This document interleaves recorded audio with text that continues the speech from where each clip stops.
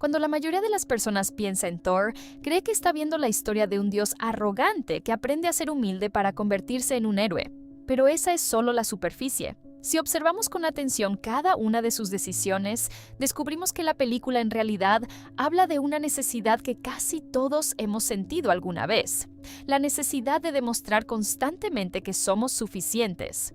Thor nunca estuvo obsesionado con el poder por el poder mismo. Estaba obsesionado con la idea de que solo siendo el más fuerte podría merecer el amor de su padre, el respeto de su pueblo y el lugar que siempre creyó destinado para él.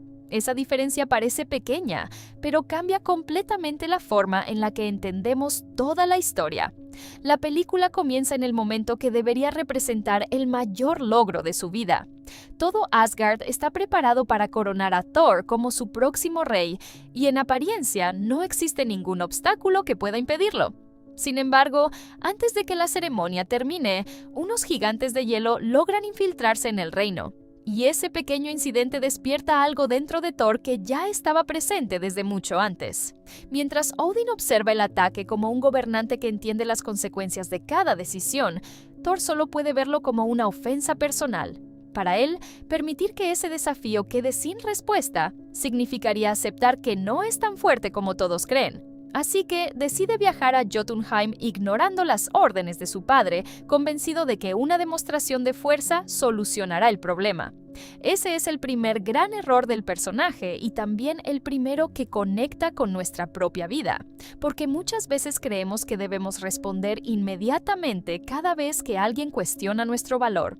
Pensamos que debemos demostrar quiénes somos a través de nuestras victorias, de nuestro trabajo, de nuestras discusiones o incluso de las personas que impresionamos, cuando en realidad esa necesidad constante de demostrar suele esconder una inseguridad mucho más profunda.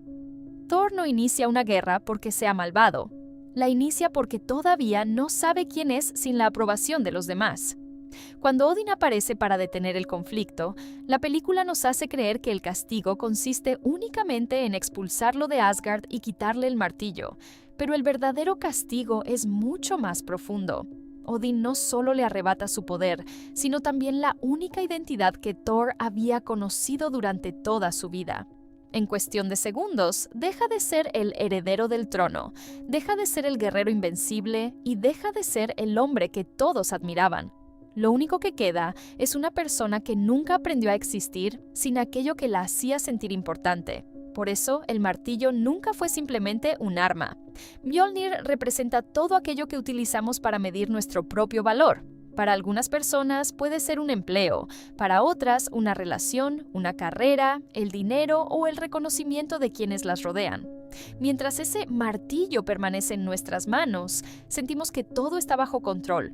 Pero cuando desaparece, empezamos a preguntarnos si realmente éramos tan valiosos como creíamos. La escena donde Thor intenta levantarlo frente a todos funciona precisamente porque no estamos viendo a un dios incapaz de mover un objeto. Estamos viendo a alguien descubrir que aquello que definía toda su identidad ya no responde a él. Después de esa derrota comienza el verdadero viaje de la película. Thor llega a la Tierra creyendo que su único objetivo es recuperar el martillo para volver a ser quien era. Pero poco a poco empieza a enfrentarse a una realidad completamente diferente. Nadie lo trata como un príncipe, nadie se impresiona con su nombre, nadie espera que sea un héroe. Por primera vez en su vida convive con personas que lo conocen únicamente por la forma en que actúa y no por el lugar que ocupa. Ese cambio parece pequeño, pero transforma cada una de sus decisiones porque empieza a descubrir que el respeto no siempre nace del poder, sino de la manera en que tratamos a los demás. Mientras convive con Jane, Eric y Darcy, Thor comienza a escuchar más de lo que habla, aprende a reírse de sí mismo y poco a poco deja de reaccionar con violencia ante cualquier desafío. La película nunca nos dice explícitamente que está cambiando, simplemente nos muestra cómo deja de pensar únicamente en él para empezar a preocuparse por quienes lo rodean. Ese cambio emocional ocurre de forma tan natural que casi pasa desapercibido, pero es justamente ahí donde entendemos que la transformación nunca consistió en aprender a pelear mejor, sino en dejar de convertir cada pelea en una forma de demostrar su valor.